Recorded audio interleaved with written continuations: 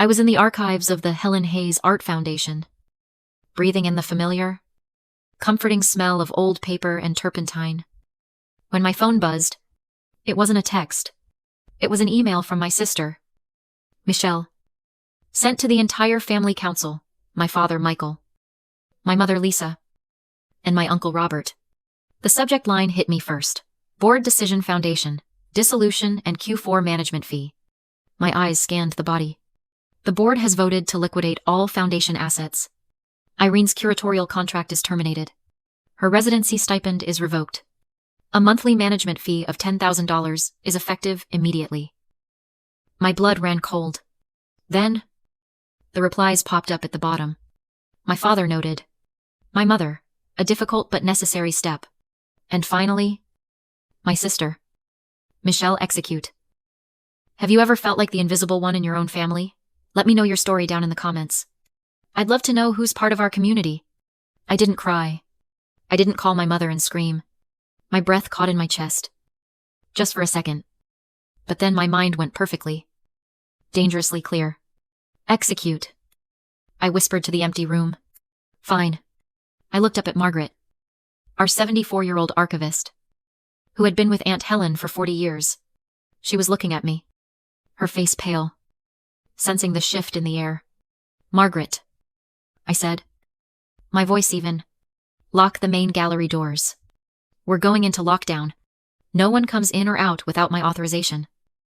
She just nodded. Bless her. And moved to the entrance. I walked straight to Aunt Helen's office, my office, and locked the door behind me.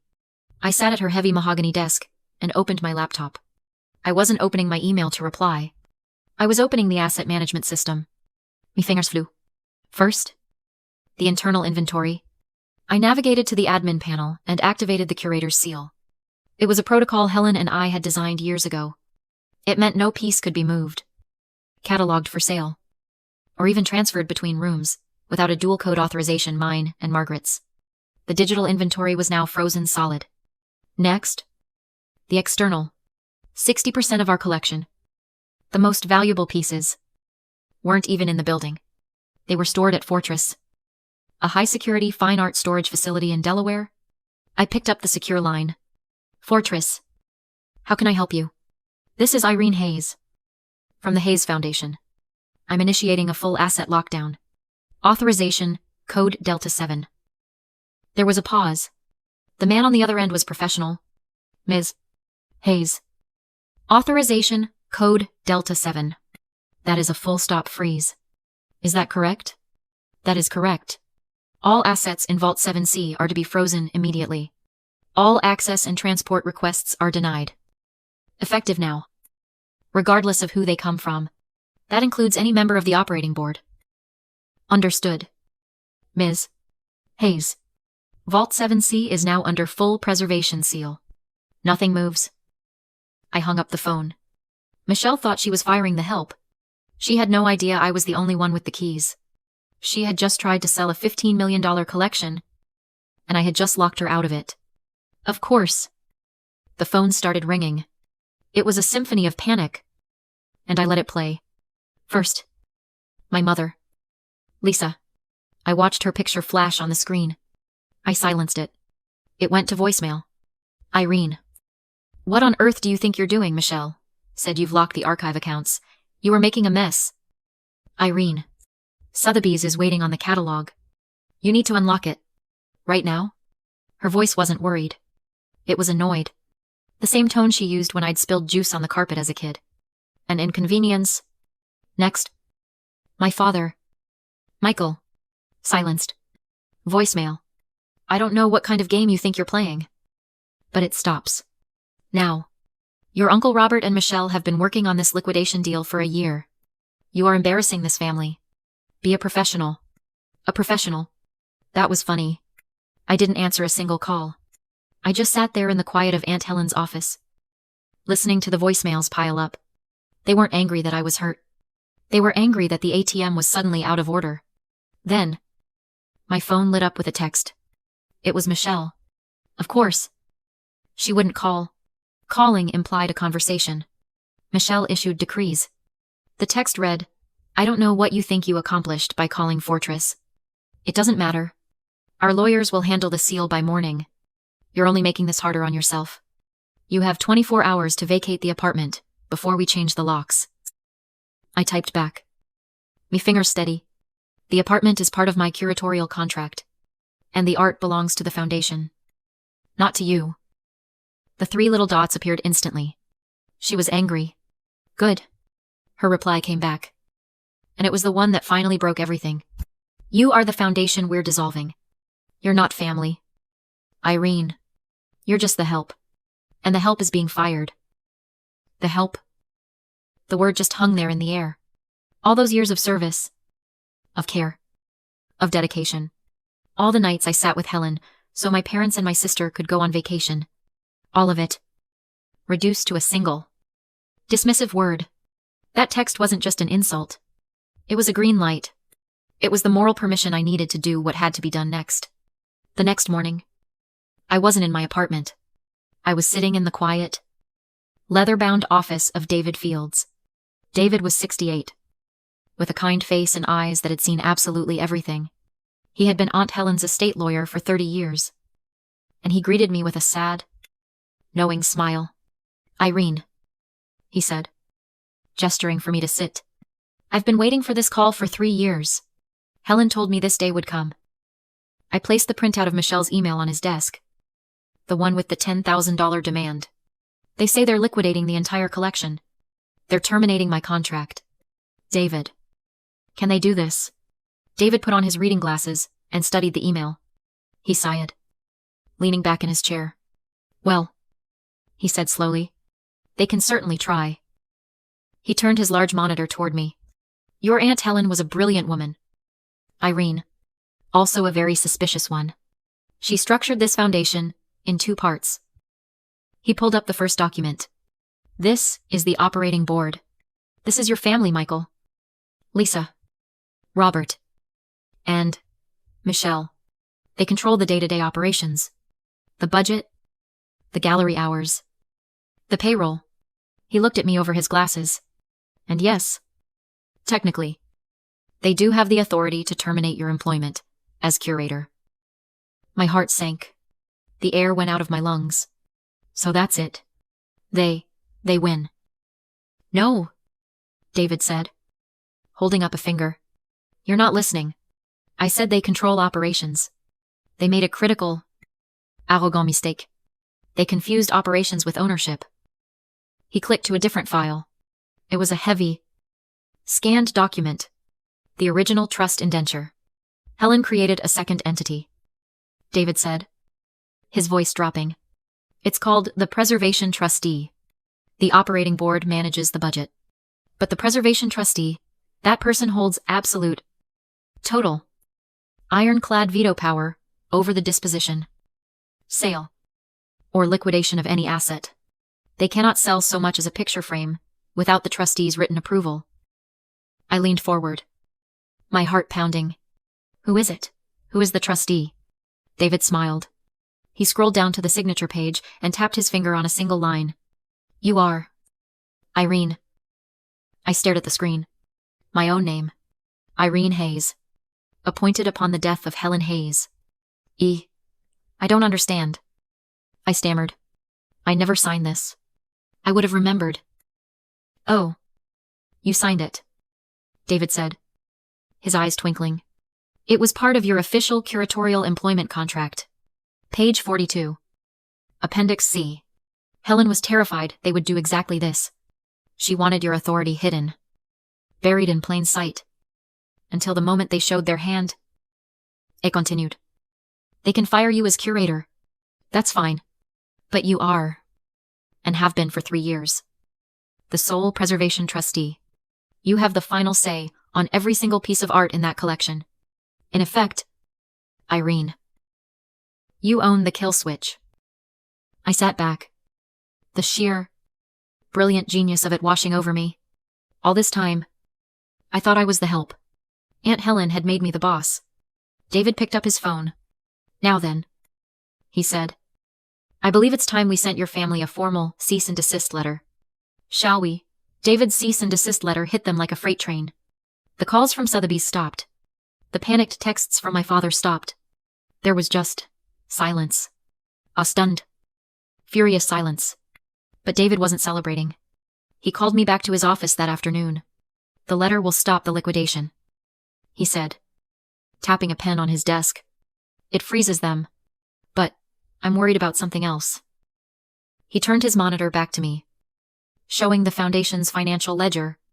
"Michelle has been managing the operating budget for 3 years. I've been looking at her expenses." He highlighted a line item. A wire transfer for $150,000. Paid out 6 months ago to a vendor called Fine Art Restoration Services. "I've never heard of them," I said, my stomach tightening.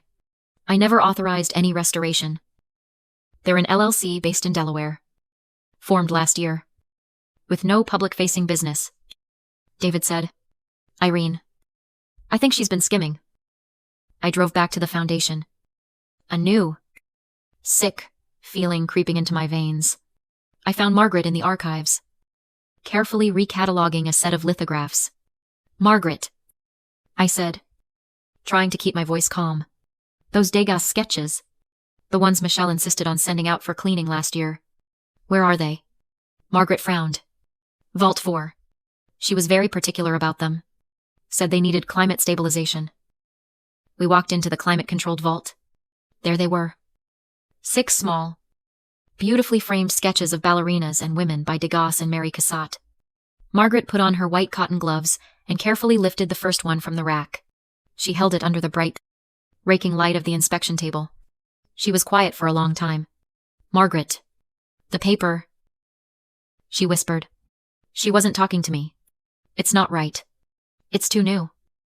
She reached into her apron pocket and pulled out a small, powerful jeweler's loop, the kind used to inspect brushwork and signatures. She pressed it to her eye and leaned in close, scanning the surface. Her hand started to shake. "Irene," she said, her voice trembling. "Get the others." We pulled all 6, one by one. She inspected them. With each one, her face grew paler. Finally, she looked up at me, her eyes wide with a horror I had never seen before. "This isn't a sketch, Irene. Look." She handed me the loop. "There's no charcoal dust. There's no tooth. It's a dot matrix." She backed away from the table. "It's a print. An extremely sophisticated, museum-quality fake. But it's a print. They're all prints." I had to grab the edge of the table to steady myself. "Oh, God. Oh, no." It all crashed into place. This wasn't just about skimming $150,000 through a fake restoration company. That was just the invoice for the crime. Michelle had stolen the originals. She had replaced 6 priceless sketches worth millions, all on their own with near-perfect fakes. And the liquidation. The grand Sotheby's auction. It wasn't just a cash grab. It was a cover-up. She was trying to sell the entire collection, fakes and all, before a real expert, a real buyer, could ever get close enough to spot the fraud. She wasn't just a bully. She was a high-level art thief. And she had just tried to sell the evidence of her crime. It didn't take long. The gallery doors burst open, slamming against the stops. Michelle stormed in, flanked by my father Michael, my mother, Lisa, and my uncle Robert. Their faces were flushed, their eyes furious.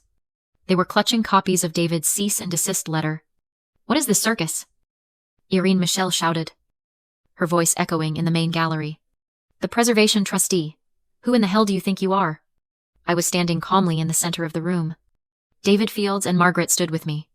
"I'm the person Aunt Helen trusted," I said, my voice cold and even. "You're done," my father yelled, pointing a shaking finger at me. "We may not be able to sell the art, but we still run this place. And the operating board just voted. You are fired. Now, pack your things and get out of my sister's apartment." "Actually," David Fields interjected, his voice polite but firm, "you can't fire her. And it's not his apartment." He slid the heavy trust indenture across the main table. "If you'll direct your attention to Clause 14b, The preservation trustee holds full and total veto power over all decisions made by the operating board. You can't fire her. You can't change the locks. You can't, in fact, do anything at all without her express written consent. The color drained from Michelle's face. The arrogance. The confidence, it all evaporated. She looked at my father. Then at David. And then at me. She finally understood. She had lost. But that's not why we're here, I said quietly. I nodded to Margaret. She walked over to an easel and placed one of the small, framed sketches on it. One of the fakes. It's beautiful, isn't it? I asked, walking closer to it. A perfect copy. I was wondering. Michelle, how much did it cost you? A small part of the $150,000 you embezzled. My parents looked confused. Embezzlement, my mother whispered. Irene, what are you talking about? Michelle's composure shattered. The mask of the high-powered executive was gone, replaced by the terrified face of someone who had been caught. Irene, she stammered, taking a step toward me. Her voice was suddenly desperate, pleading. Irene, please. This is family. We can fix this. We can work this out. I looked right into her eyes, the same eyes that had dismissed me my entire life. You already fixed this, Michelle. Via email. Remember? I turned to David. David. David picked up his own phone. Michelle Hayes, he said. We have documented evidence of 12 counts of wire fraud and grand-scale art theft. And as for the authorities... Just then, the gallery doors opened again. This time quietly. 2 detectives in suits stepped inside. Boston Police. Antique Fraude Unie, the taller one said, his eyes locking onto my sister. Michelle Hayes, you need to come with us. My mother let out a small, strangled cry. My father just stumbled back, as if he'd been punched, collapsing onto a gallery bench. Michelle. She just stood there, frozen, as the detectives cuffed her hands behind her back and led her out of the gallery, past the priceless art she had tried to steal. Michelle was convicted. The trial was fast. The evidence was overwhelming. Most of the original pieces were recovered from a private, unaudited vault in Switzerland, though 2 were gone forever. Sold on the black market. My parents, bankrupted by the legal fees and the shame, sold their house in Boston and moved to Florida. They were ruined. I, as the sole trustee, took control. I dissolved the old operating board and reformed the Helen Hayes Foundation. I brought in community leaders, art historians, and educators. I made Margaret the head of archives, with a real salary. We turned the gallery into what Helen had always wanted, a true non-profit, dedicated to educating and inspiring the public. I sat with David in the office a few weeks later. I still don't understand why, I said. It wasn't just the money. Was it? No, David said, shaking his head. She needed you to fail. Irene. It's a classic. Tragic dynamic. The golden child and the scapegoat. Michelle's entire identity, her entire sense of self-worth, was built on being the winner of the family. And to be the winner, she needed you to be the loser. She wasn't just trying to steal the collection. She was trying to steal the one thing you loved. The one thing you were genuinely better at. I thought about that for a long time. Later that day, Margaret came up to my office. She was holding a small, sample painting, a little seascape, not particularly well done, of the Boston Harbor. I found this in Aunt Helen's private storage, Margaret said, her eyes soft. She painted it herself in college. It's not worth anything, of course, but the note on the back, it just said, "For Irene." She handed it to me. It was monetarily worthless, but it was priceless. I hung it on the wall right above my desk, in the place of honor, where a Degas or a sergeant might have gone. That night, for the first time in years, the gallery was quiet. There were no more whispers of money. No more plots. No more valuations. Just the peaceful, familiar smell of oil, paint, and old paper. And as I walked upstairs to my apartment, To my home. I finally felt at peace.